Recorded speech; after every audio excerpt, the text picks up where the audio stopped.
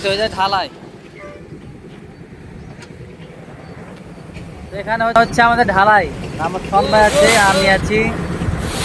কাজের খুব আমাদের চাপ, তার জন্য ভিডিও বানাতে পারছি না, ক্ষমা করবেন। আমার ভিডিওগুলো আপনাদেরকে অনেক ভালো লাগে, কিন্তু আমি ভিডিও করার সময় পাচ্ছি না। ঢালাই আমাদের হচ্ছে যাচ্ছে।